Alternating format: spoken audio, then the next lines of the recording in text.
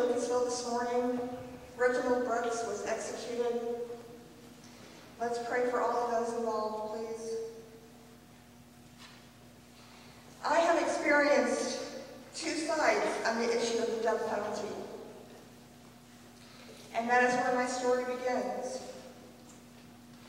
On June 7th, 1998, I was at home with my two sons and my then husband, Clarence Elkins. It was a Sunday like every other Sunday, but then total chaos. Our house was surrounded by the SWAT team, our local sheriff's department, and they took Clarence and they handcuffed him. And the deputy sheriff, in one sentence, changed my life forever. He informed me that my mother had been brutally murdered. My 6-year-old niece was attacked and raped, and she survived. And she was now saying that the killer looked like her Uncle Clarence. Clarence was now their main suspect. He was arrested on probable cause that same day, then indicted and charged with capital murder. He was now facing the death penalty. There was one big problem with that, though. Clarence was innocent. And I know this because he was at home with his sons and myself. No matter how much I told the police this, no one would listen to me. We lost our entire family over this because the police had convinced them that Clarence was their man. He was the murderer. From that day on, it became my mission and my purpose to find out who did this to my mother. I made a vow to her the day that she was buried that I would find out who did this to her. Ultimately, Clarence was convicted on June 4th, 1999, on eyewitness testimony of my 6-year-old niece who said it looked like him, but it was dark. He escaped the death penalty and received life in prison. My sons and I were devastated. Our devastation quickly turned to anger, pure anger. So began our journey that lasted 6.5 years of proving who did this and getting Clarence released from prison. Going off of a suspect list that I created, I began investigating this case. I went into places where these people on my suspect list would hang out, and I would gather their DNA by way of cigarette butt or a beer glass or a drinking glass, and sometimes even hair. I didn't know what I was going to do with that DNA when I got it, but I knew I'd figure it out somehow.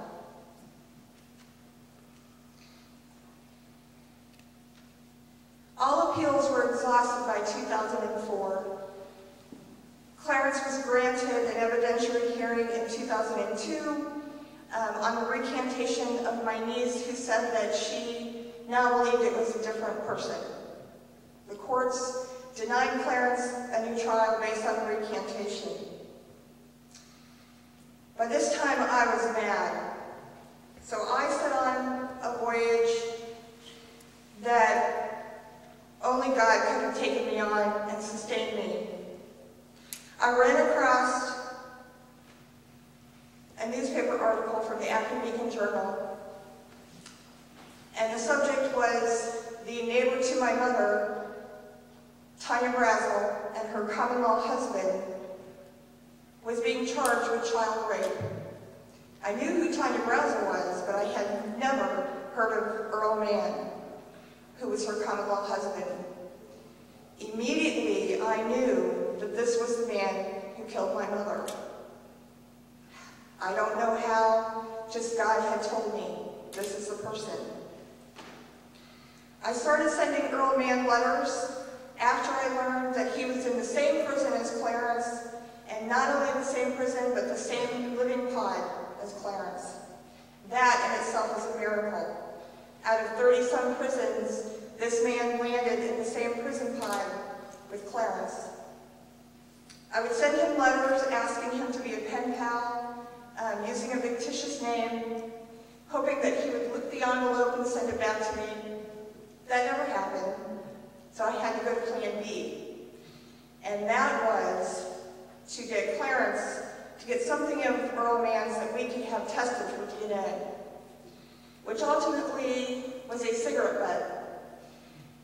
Clarence had gathered a cigarette butt from Earl Mann out of the living pod area, kept it in his Bible concordance for 2 weeks, mailed it out to his attorney, and when the testing was done, it came back to match Earl Mann with the crime scene evidence. We reported this news to the prosecutors, and they said, "So, we still think he's guilty." We had a fight on our hands, and I knew it. At that time, the Innocence Project was heavily involved in Clarence's case, and they enlisted the help of Jim Petro, who was our former Attorney General. He demanded that Clarence be released. Ultimately, after additional testing was done, on December 15, 2005, the prosecutors dropped all charges against Clarence, and he walked out of prison a free man. So I was able to keep the vow to my mom to find out who did this, but the prosecutors were really trying to stall me on that. After 2005, we waited 3 years for Earl Mann to be charged, who was ultimately charged with the death penalty. And I lobbied the prosecutors to forego death for life for Earl Mann. In July 17, 2008, Earl Mann pled guilty and received life in prison. That, to me, was a vow that I am very proud that I was able to keep for my mom. Today, I lobby for new laws on DNA testing for people who are inmates that can have their DNA tested against crime scene evidence. I am an advocate on the death penalty.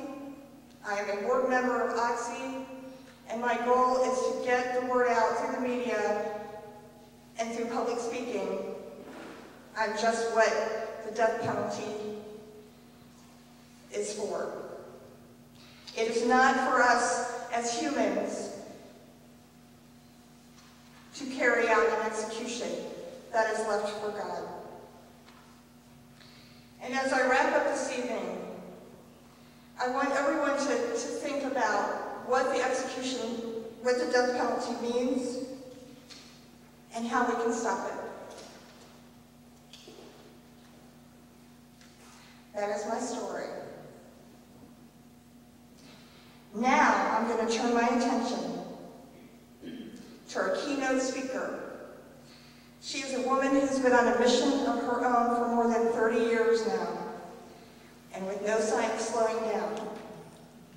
She has been instrumental in sparking national dialogue on the death penalty and helping to shape the Catholic Church's newly vigorous opposition to state executions. She is a member of the Congregation of St. Joseph. She spent her first years with sisters teaching religion to junior high students. Realizing that being on the side of poor people is an essential part of the gospel, so she moved into St. Thomas Housing Project in New Orleans and began working at Hope House. During this time, she was asked to correspond with a death row inmate, Patrick Saunders, in Angola. She soon agreed and became his spiritual advisor, and concerned with the plight of murder victims' families, she founded Survive, which provides counseling and support for grieving families. And then she sat down and wrote a book. The result was Dead Man Walking, an eyewitness account of the death penalty in the United States. This also inspired a movie with the same title, starring Sean Penn and Susan Sarandon. Since 1984, she has divided her time between educating citizens about the death penalty and counseling individual death row prisoners. She has accompanied 6 men to their death. In doing so, she began to suspect that some of these executed were not guilty. The realization inspired her second book, The Death of Innocence, an eyewitness account of wrongful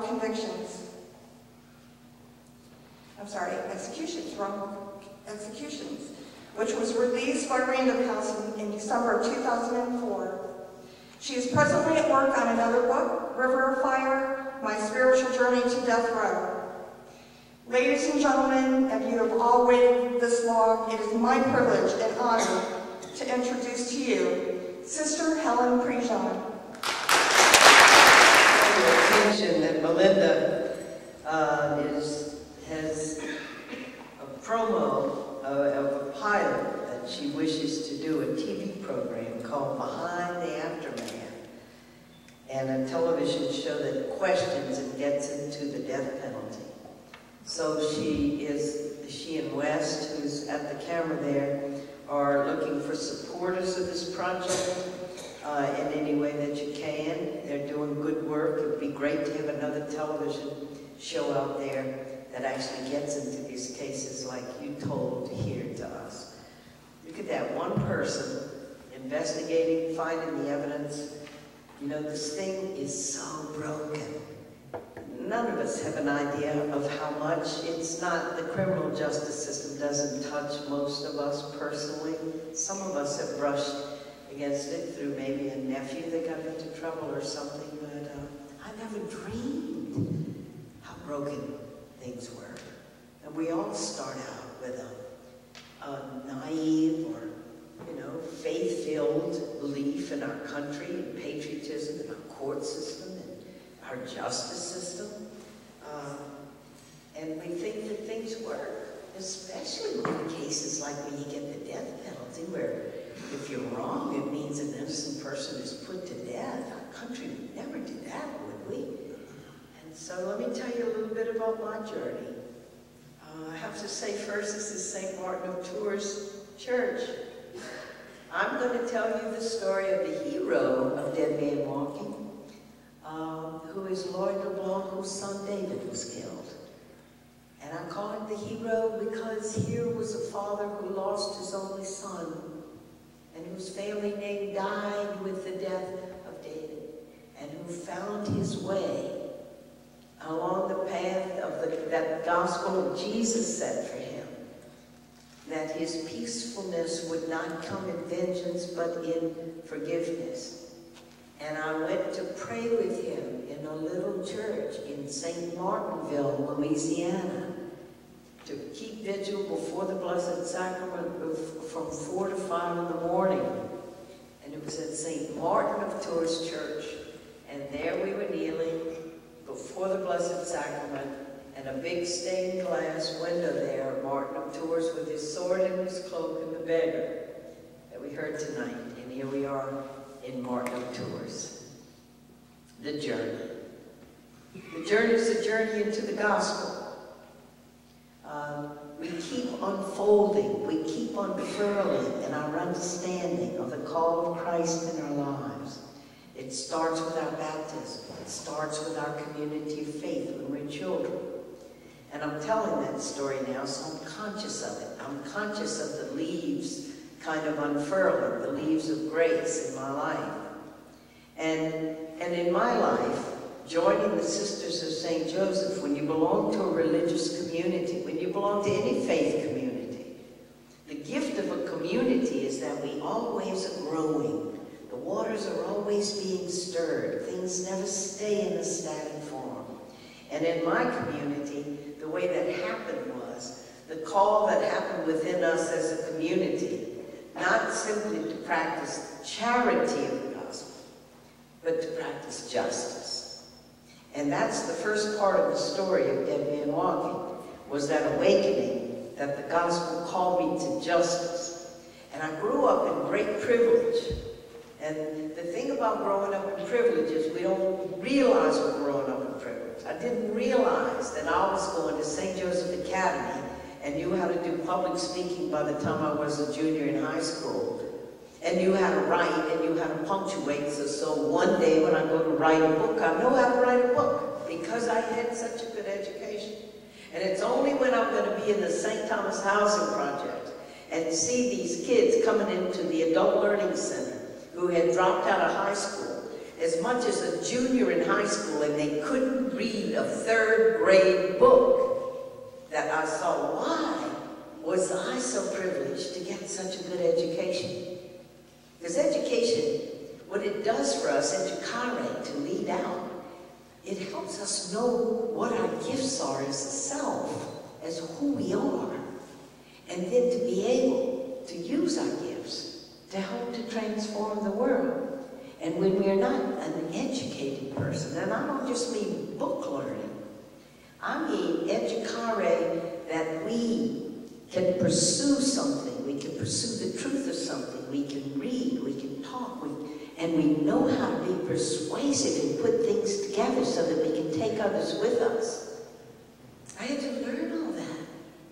And when I'm up against these inner city African-American kids stumbling over third grade words and knowing that these kids are not going to have a chance in mainstream society, what kind of job is this kid ever going to get who can't read? And what it brought me up against was, it's not that I'm that virtuous, it's that I was so blue and protected and cushioned that it looked like virtue. But it wasn't being tested as they were being tested. And so it was while I was in that soil, testing out the gospel of Jesus and what justice meant, and living among African-American people, that growing up as a young girl in Baton Rouge, because my father was a successful lawyer, I only had known African-American people as our servants. I didn't even know their last names. Ellen, who worked in the house with Mom, and Jessie, who worked in the yard. And Mom and Daddy were always kind. And Daddy helped Jessie get a job at the refinery and helped him get property and helped him get a house. But I never questioned the systemic racism that was going on in segregation in the Deep South. I never questioned it because I didn't know what that had to do with the gospel. Jesus had even said, hadn't he said, the poor you'll always have with you? And if people are poor, well, then they're blessed by God. They suffer with Jesus on the cross. One day that crown would be great in heaven. But then I began to understand that poverty isn't God's will. It isn't God's will that people live and don't have the necessities of life and can't live in dignity. And that any system of oppression is to be resisted and it's to be changed. And that's the gospel in us that works to change things that are wrong. And so in that soil, while I'm there, one day coming out of the Adult Learning Center at a place called Hope House where I was working, a friend is coming out of the Louisiana Prison Coalition office, and this is how that man walking opens. This is the beginning of the journey right there. And he goes, "Hey, Sister Helen, you want to be a pen pal of somebody on death row?" I said, "Yeah, sure. I'm an English major. I could be a good pen pal of somebody on death row." It was an early age. We hadn't executed anybody in Louisiana in over 20 years. I never dreamed they were going to kill this person. I just thought I was going to write some letters. You know, you got to watch the sneakiness of God. Because it's something to this. Hey, you want to write some letters to death row inmate? Yeah, sure. I'll write some letters. Patrick Sonia addressed an envelope. Never in my life addressed an envelope like that. Death row. Oh, gee, it's depressing to read your mail. Death row. And I wrote the man a letter. And you know what the problem was? He wrote back. And the gospel always happens in the encounter between real people. And so the letters began. I wrote, he wrote, I wrote, he wrote. I found out from his letters he didn't have anybody to visit him. He didn't even ask me to come. But I'm meditating on the scriptures now in a way I never had before. Because how many times I had given retreats, I had studied the scripture, I had taught scripture on Matthew 25. I was hungry and you gave me to eat. I was a stranger, you took me in. And now I'm looking at the words, I was in prison and you came to me. And I wrote the man a letter and I said, Patrick, I'll come see you sometime. And I mean in return mail, this exciting letter, you come see me. You're the visitor forms. And look, I'm a Catholic, you're not. You can be my spiritual advisor. I'll fill out spiritual advisor, send it back. Little dreaming that 2 years later, he is going to be killed in the electric chair by the state of Louisiana at midnight. And at 5:45, everybody's got to leave the death house except the spiritual advisor. Who's going to be? Me. And we have a maxim in our community, never leap ahead of grace. And the grace unfurled under me, and I rode the wave of grace in this. Not ahead of time. Grace doesn't come ahead of time. And if I had known that, what was waiting at the end of that road, I doubt that I ever could have said yes to writing this man. But grace works in us. The Holy Spirit works in us gently. It's not this zapping and dramatic, you know, now I'm right to death row inmate and my whole mission is going to change and I'm going to become known as the nun. They're going to do a movie and I can see it all now. Okay, God, I'm coming, God, I'm going to do it. No. You write a letter, he writes back, and you do what love demands. Do what love calls you to do, and so I went to visit the man. And that was a shock, because they locked me in a room. I mean, everything was scary, because these are the monsters, right? These are the worst of the worst on death rows. This man we killed today in Ohio, look at this unspeakable crime of this man. This Reginald Brooks who killed his 3 sons. What's worse than that? Who wouldn't deserve the death penalty for something as bad as that? Each of his sons killed. And of course, then you begin to find out that this is a man who is documented with mental illness, documented in his life, that he was schizophrenic. So a schizophrenic man kills his 3 sons. Is that culpable of death? What are the extenuating circumstances? What are the mitigation? And then you get this crazy stuff with legalities. Because in the prison, as I've heard, in Ohio, if you don't declare yourself mentally ill, they don't give you the medication for your illness. So what if you're so mentally ill you don't know you're mentally ill? And if you don't know you're mentally ill, then they don't give you the medication. So for over 20 years, that man has been on death row in Ohio until today when they took him out and killed him. This thing is so messed up, where we are setting ourselves up to be the judge of who can live and who can die. And what's the worst of the worst? Which means not only that the crime is the worst of the worst, but the culpability is the worst of the worst. And I get involved with the whole blooming thing. And now I'm going to see this man who's writing the letters, and they lock me in a room and they say, well, go get your man. And so then I'm getting nervous about him, because I'm thinking, well, you know, anybody can write nice letters, you know. It's like, but I never talked to a murderer for 2 hours. We have 2 hours. And are we going to be able to have like a normal conversation or what? Is his face going to look different? If you murder somebody, you must look mean or so. And the guards brought him in.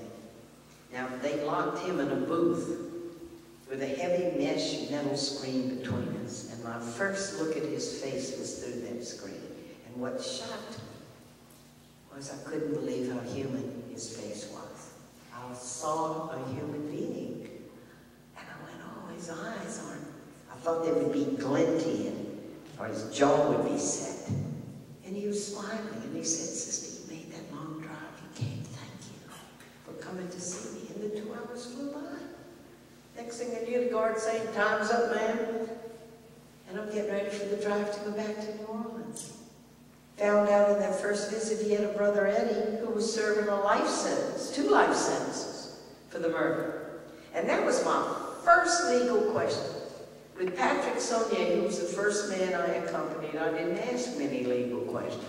I figured the law was intact, the courts were intact, the system worked, and I never even thought to ask.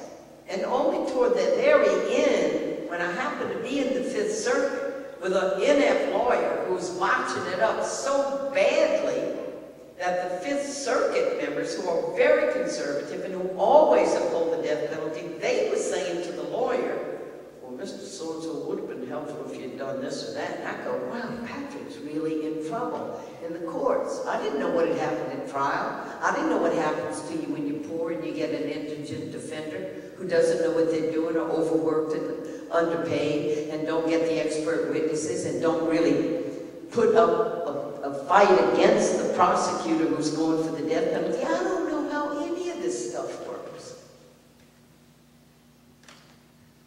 And then I'm driving back to New Orleans, and I thought he didn't even talk about the crime. And then I thought, the first time I meet somebody, I'm going to trust them enough to tell them the worst thing they ever did in my life.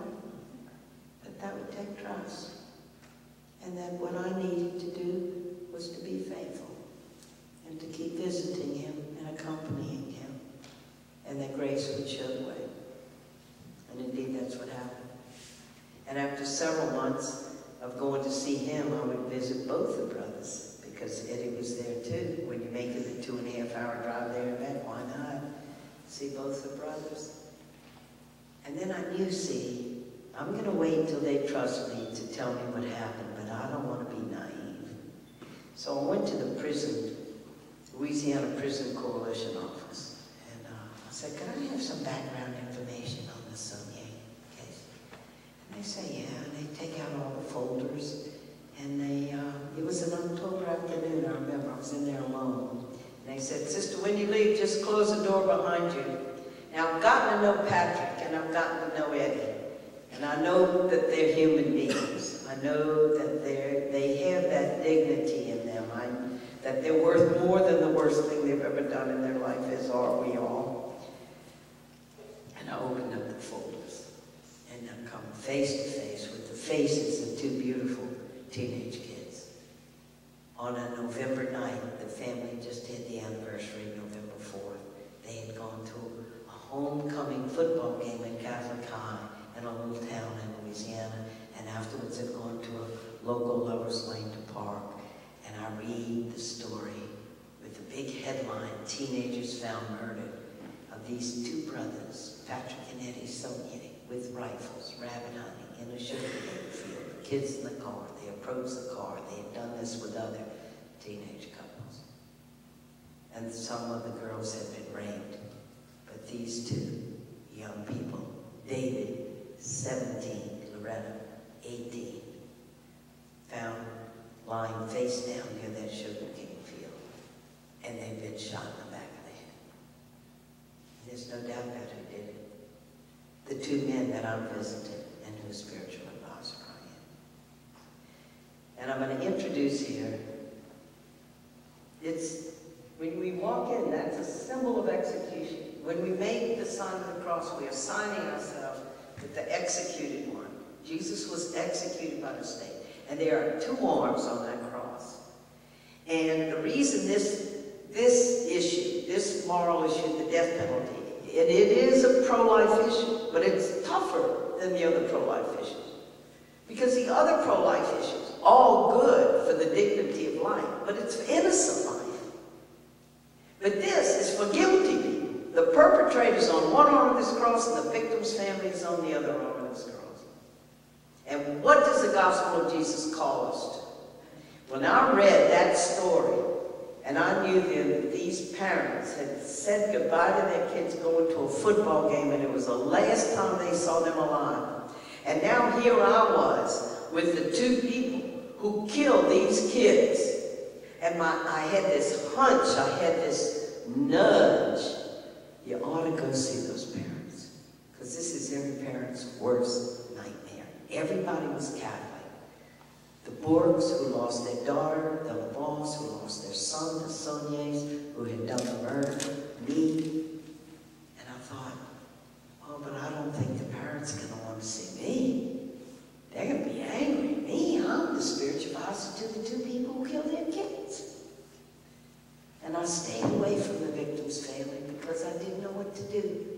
was afraid. And I thought they would just be angry and they'd throw me out. And I didn't do anything. I didn't even write a note to say, I'm sorry about your son or your daughter. I thought, I'm the spiritual advisor with the murderers, so they're going to lump me with them. And all this cultural pressure goes on around them for them to be for the death penalty as a way of honoring their dead loved one and giving them justice. How in the world could I relate to them? And I stayed away. And I met them then. At the worst possible time you could meet a victim's family, because it was a public meeting of a pardon board hearing. And of course the victim's families had been told by the prosecution, you bring all your relatives, you bring all of your friends, and you pack that place, because this is the last legal hoop you got to jump through to get your justice. And what is your justice? Well, we're going to kill the one who killed your loved one, and you're going to get to watch. You're going to get to sit on the front seat. And that is going to give you closure, and that is going to give you justice, and that is going to honor your dead child. And that's where I met them. I was in this room filled with all these people who had all come to support them in their quest for justice, as they understood it, as they were told it. And I'm there with 2 other people to ask pardon board not to give the death penalty, so how could they not see me as the enemy? And I met them outside the building while the pardon board was voting. We were walking up and down, and we rounded the corner, and boom, there they were. And the Boers, who had lost their daughter, were furious at me. And they saw me coming, they averted their eyes, and walked by in silence, and right behind them were the LeBlancs who had lost their son. And I expected the same rejection, the same anger, and surprise behind grace. Have you ever noticed how human beings have a way of popping out of the box? In our own lives, sometimes we pop out of the box and do the unexpected thing. But here comes the father, Lloyd LeBlanc. He comes right up to me with his wife. He says, Sister Helen, I'm Lloyd LeBlanc. This is my wife. Sister, all this time you've been visiting with those 2 brothers, and you didn't want to come to see us? He said, Sister, you can't believe the pressure on us with this death penalty thing. I didn't know what he meant by pressure. I thought any victim's family, given the chance, is going to go for the death penalty. What does he mean, pressure? He said, Sister, I pray in this little chapel, St. Martin of Tours chapel, and I keep vigil before the Blessed Sacrament. Come and pray with me. And it was an invitation of grace I couldn't refuse. I said, I'll be there, Mr. LeBlanc. What time you pray? 4 to 5 in the morning. Okay? There's no way we Catholics can ever explain this kind of thing to Protestants. There's just no way to break that down for them, you know? But anyway, so it meant going to Baton Rouge, and with my sister Marianne and with my brother Louis, leaving at 2:30 in the morning, and you drive across the Atchafalaya Swamp, this huge swamp, to go over, and it's where Cajun people live. And there we drive up in the parking lot of St. Martin of Tours Church at 4 in the morning, and there's a man waiting in the parking lot. And we go into the church. And we kneel down, and it's a Friday, and we say the rosary. And the rosary on Friday is remembering the mysteries of the life of Christ, his agony, his passion, his death, and I'm kneeling alongside a man who's praying through the agony and passion and death of his only son. And it's as we were praying that I first got a glimpse into his soul. Because as he prayed, not only for his family and the Borg family and the safety of all teenage kids, he was praying also for Patrick and Eddie Saulnier's mother, who lived in the little town, and who couldn't even go to the grocery store because she would overhear people saying loud enough for her benefit, there she is, that white trash woman, it's her sons that killed the Borg and the LeBlanc children. And people are cutting up dead animals and they're throwing them on her front porch. As if you can have like a laser beam of hatred in society and say, now we're going to kill him, but now don't hate the mother. Like you could take a big drop of red dye and you could drop it in a bowl of water and say, don't spread now. don't spread. When we legalize the act of vengeance and the act of killing and the act of hatred, it spreads into the family of the one who's going to be killed. They're the unseen victims' families that are never noticed, that are never seen. But the suffering is just as real, and the funeral is just as real, and the mothers grieving their children, and brothers and sisters grieving their son, their brother, their sister. And so he began to share with me as we would talk, and afterwards, after the prayer, we'd go to have breakfast together, and he would share. He shared the journey of his heart, and he was the first one of the victims' families that I met who brought me inside, who taught me that forgiveness is not first and foremost what you do for the one who has hurt you to lift the burden of their guilt. First and foremost, it was preserving his own integrity of soul so that he was not overtaken by hate. Here's how he put it. When he was talking about that pressure, the pressure to be for the death penalty, because everybody was saying to him, boy, you gotta be for the death penalty. Oh, look like you didn't love David. How can you suffer the ultimate loss and you offer the ultimate penalty and you don't go for it? Something wrong with you and your boy? Did you do something to your son? And that's culture. Culture says ultimate penalty, ultimate loss, you go for the ultimate punishment or something's wrong with you. And he has all that pressure on him. He has everybody saying that to him.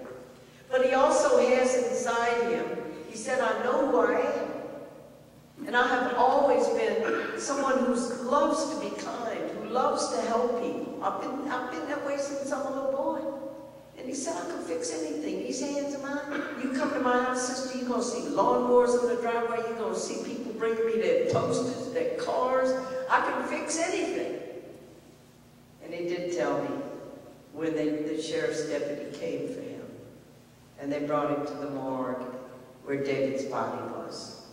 And he looked down at what had been his so alive, so wonderful son, 17.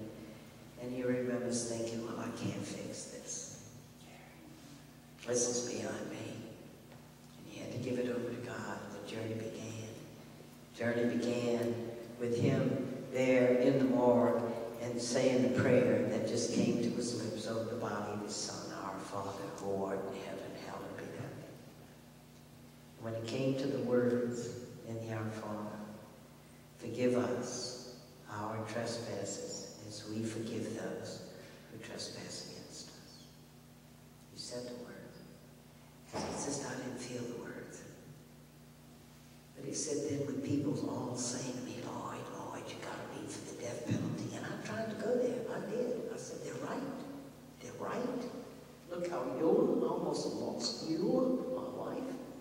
My daughter Vicky, look how everybody's suffering from this. They're right.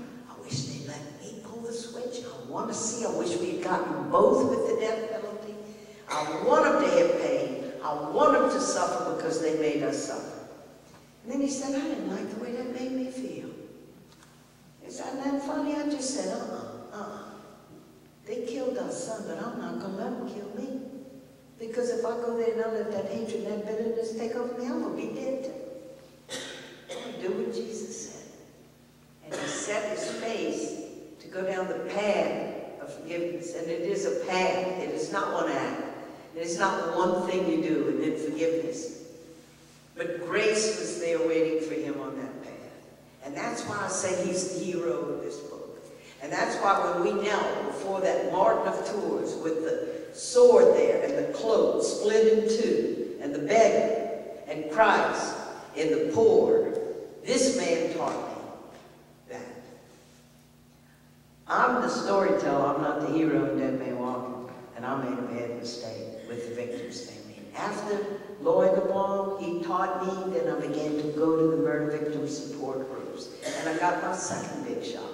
If the shock on death row was looking into the face of the killer and finding the face of the human being, the shock with the murder victims' families was, as they went around the circle and each told their story, everybody said, everybody stays away from us. They don't know what to do with our pain, and so they stay away.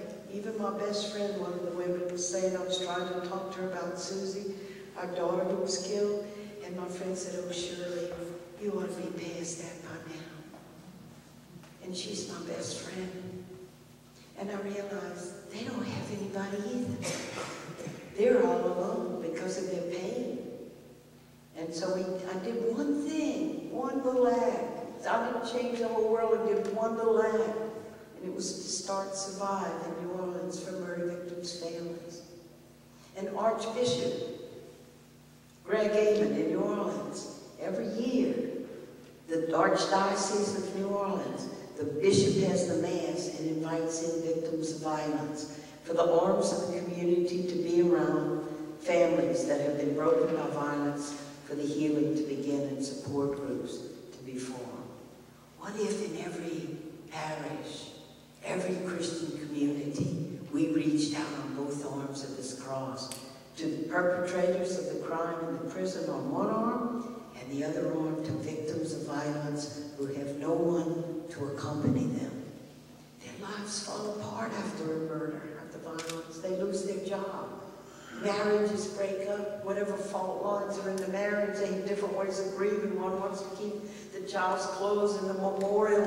The other says, honey, we have to move on. We got to give the clothes to Goodwill. 70% of people who lose a child break up and divorce. 70%, over 70%. They need us. They need our accompaniment. They need our prayer. They need our love. They need to be able to tell their story and break down and tell it again until finally they can have the grace and have the gift. They need community around them, and we must not leave them alone. It's a call of the gospel to us. And so I did that one thing. I started Survive in New Orleans, and I have met along this road many, many victims' families, and they are our true teachers in this. Melinda's own story of, no, don't ask for the death penalty. Because you had the wisdom, Melinda, to know that the killing of another human being, and murder victims' families are catching on. And when New Jersey did away with the death penalty 4 years ago, part of the reason how they voted on that repeal bill was 62 murder victims' families came before that legislature and said, don't kill in our name. And they said, do you really think that you're going to tell us that you're going to get the death penalty for our dead child, and we're going to wait 20 years, 15 years, and then you're going to summon us to a room, and we're going to sit on the front row, and we're going to watch as you kill the one who killed our loved one, and that's supposed to heal us? What happens to us during all those years of waiting for the justice to happen? And every time there's a change in the status of the case, the media's going to be at our door. So how do you feel now? We got another hearing. Because our room's open in public, we have no, how do we heal? And they're figuring it out. And they are the ones leading the way for us in this country toward repealing this thing. And when it does happen in Ohio, and it is going to happen in Ohio, and it's begun now, the movement to end it. It started at the legislature today with announcing about the bill. And Catholics alone could lead this movement to end the death penalty. It's going to be also the presence of wounded healers, the victims' families, who are going to be able to say to the legislators, don't kill in our name. It will not heal us. And we have to enable them to say that. I have met such incredible people over these years. I'm not the hero of that book. I'm the storyteller, and I made some bad mistakes. But I've met Bud Welch, whose daughter Julie was killed in the Oklahoma City bombing. Timothy McVeigh, he wanted to kill Timothy McVeigh with his bare hands, and who doesn't understand that? Because Julie was his adult daughter, who had become his adult friend, and she had grown up, graduated from Marquette, knew 3 languages, was in the Murrah building that morning when the bomb goes off. And he stands out there with the survivors waiting as the fireman the second day brings out Julie's body. And he said, my feet would hit the floor in the morning and all I could think was, get McVeigh. And he said, I was glad when they would take McVeigh out of the patrol car to bring him in for an arraignment in the court that they had a lead vest on him, because I'd have been waiting for him. He killed our Julie. But he said, then I noticed that I'm smoking 5.5 packs of cigarettes a day. I'm drinking to go to sleep at night. I'm drinking to get going in the morning. I am consumed all the time with this hatred and this anger. And he said, my moment of grace came about 2 months after Julie's death. I'm in the car, and I go to turn on the car radio. And it was a knob on the radio, and he goes to touch it. And he remembers being in the car with Julie. The radio was on. The news was on. They were talking about an execution in Texas. And she turned her head and said, Dad, that's about nothing but vengeance. It's legalized, but it's vengeance, Dad. And then he thought, I can't honor Julie by asking for the death penalty for Timothy McVeigh. She wouldn't have asked for it herself. She'd started an Amnesty International group in her high school. And it was about honoring her, being true to her. Person after person. One time I gave a talk in Denver, I'll never forget this. It was in a ballroom, a big hotel. It was a big event for a lot of people. Afterwards, I was signing books for people. It had been a long line, been a long night, coming to the end of the night. I'm a little zany, because I see the last two guys. We were working our way to the end of the line. I could see they were talking to each other. I could tell they were friends. They are the last two guys of the night. We're going to shut down the popsicle stand. We're all ready to go home. It's been a day. So here are these two characters standing before me, and I've been watching them, see. I said, who are you two guys? I've been watching you two guys. I don't know what possessed me, but I said, what are you, used car salesman or what? Who are you two guys? And a real light, and by then they were at the front of the table, right close to me, and one kind of looked at the other one and kind of smiled. He said, well, sister, I don't know how to tell you this. Well, he said, my son killed his son. And they were fathers from the Columbine shooting. And these two fathers had found their way to each other, to help each other. I'll never forget that. And all along the road, these victims' families who have been thrown into this crucible, this fire of testing, who teach us. And it says in the letter to the Hebrews, a cloud of witnesses, we have them. We have them among us. What I've found is in these 20 years of crisscrossing this nation and coming to all kinds of groups to talk to people, it's not that people have had to wedded to the death penalty. Not like they thought about this thing deeply, come to a deep moral decision. They haven't thought about it much at all, because it's not a moral issue that touches most of us personally. And so we don't reflect on it deeply, and we're made to be afraid by all the media stories about crime and that we have to be tough, and so the only thing we can do is have the death penalty, because if we give life without parole, those people are going to get out of prison. You can't trust that life without parole, so they're going to be out in 7 years or 14 or whatever. They're going to kill again. And the first part of education is just to tell people life without parole really is life without parole, and people are not going to get out of prison to kill again. And we have to know that, really know that, because it helps us deal with our fear. Safety is one thing. Vengeance is something else. Vengeance is where you move over to they kill, they die, and only their death will satisfy our need for justice. That's vengeance. You can legalize it, but that, as Julie herself had said. And so I'm learning as I'm going, and Patrick Saunier, I end up then through the victim's family, through Lloyd DeBlanc, and then I'm with him, when they kill him. And that protocol of death that was going on in that prison today, you can get it, it's a public document, the protocol of death of the state of Ohio, and find out every step in it. It's a scripted death. When the media come, when he's brought over to the death house, what clothes he can bring with him, what objects he can have with him, how radios and music is forbidden in the death house, because we don't want any emotions, because the guards that have had to practice for this and are going to have to do this execution, We don't want emotion. We don't want people breaking apart because it makes it harder on the guards who have to take that alive person out of that cell and walk them down that hall and strap them down and kill them. And they get a guard of the height and build of the person to be executed, and they practice. They do dry runs when they go peacefully and when they fight them every inch of the way and are looking right in their eyes and saying, "Don't kill me." Their stories are in Dead Man Walking. They're part of the collateral damage in a society that kills. They got to do the killing for us.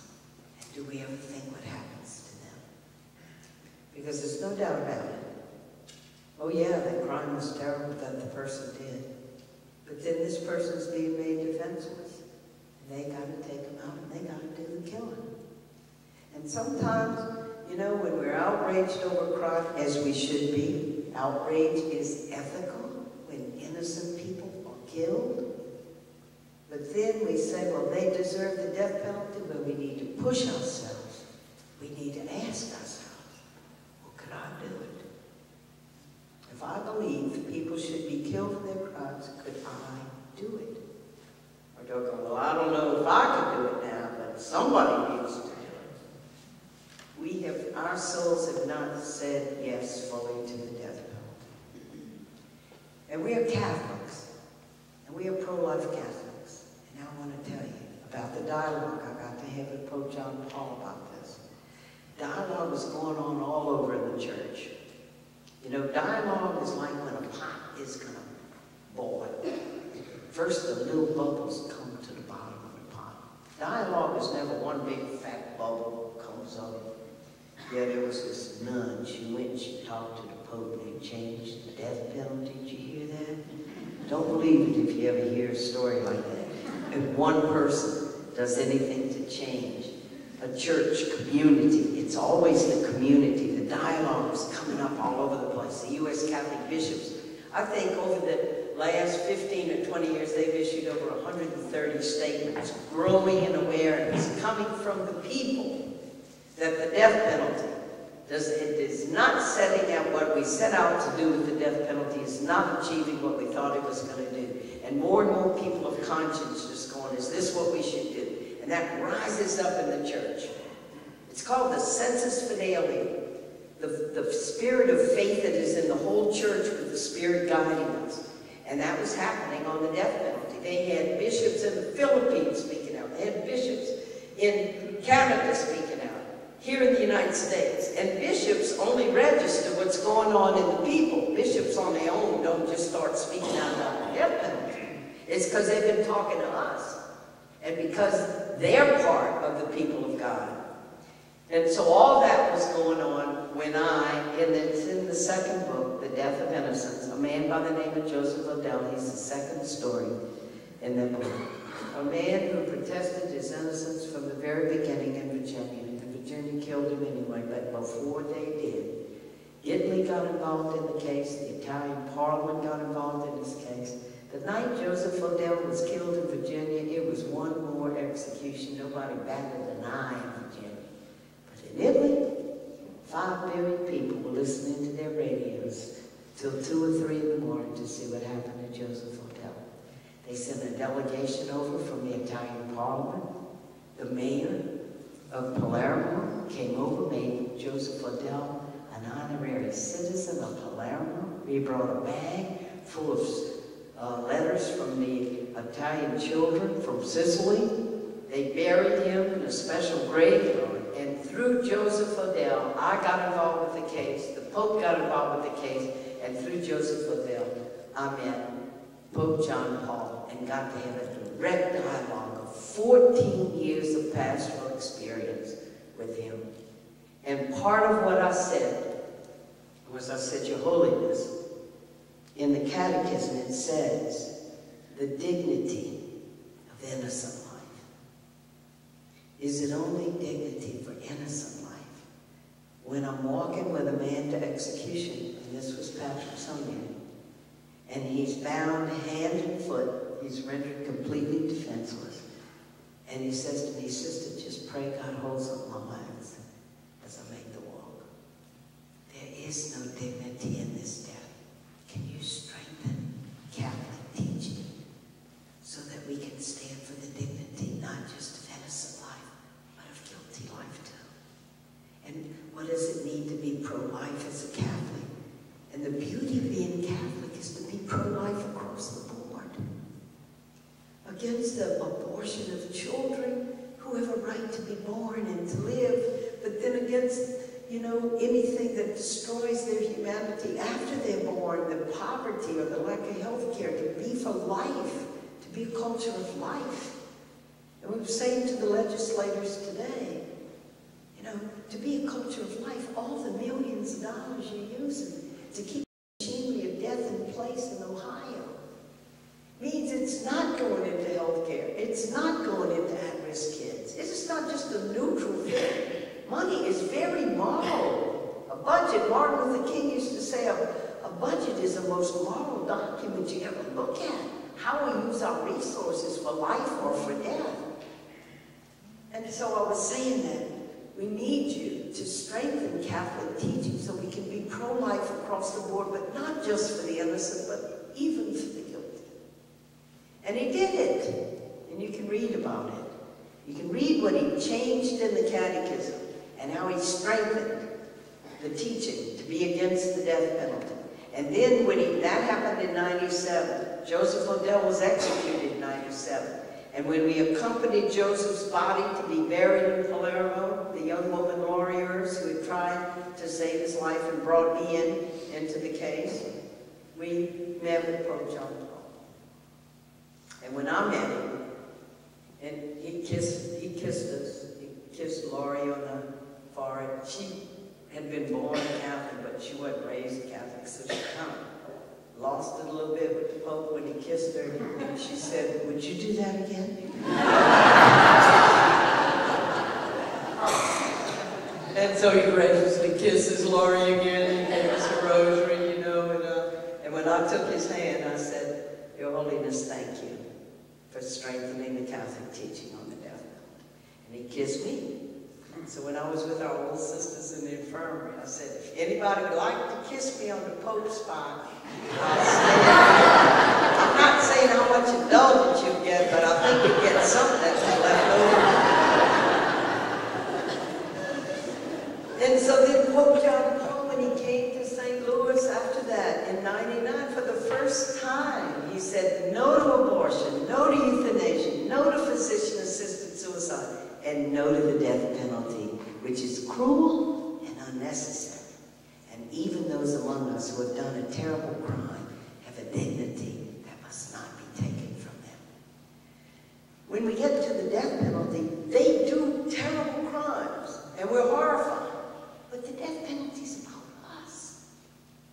It's about us. How are we as a society going to respond now? Are we going to imitate them? They killed, so now we kill them? Or are we going to follow the way of Jesus? Are we going to say, enough death? We're not going to imitate the violence. And we're going to put all those resources into healing victims' families.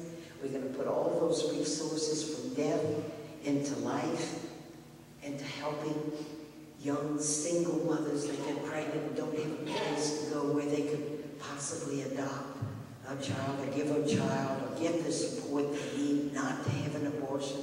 That's finally what makes people not have abortions. It's not whether or not it's a legal thing or not, but if they have a community supporting them so they can choose life. That's what life is always all about, isn't it? And so this is a really wonderful time to be alive because we get to live our Christian faith and in a way that maybe hasn't been an opportunity. There's always opportunities to live our faith, but particularly in these times. And to help shape our society now to be a culture of life. And in the end, that's what happened to me.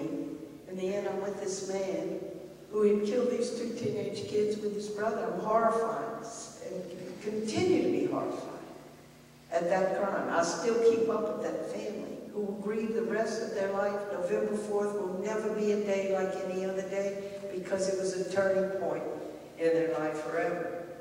But here's this human being now that I've known for 2 years in a company, and who gives me his Bible at the end with the Psalms underlined that I never noticed before, like Psalm 31. Oh God, they call me a skunk. They call me a worm. They call me not human. But you are my rock. On you I stand.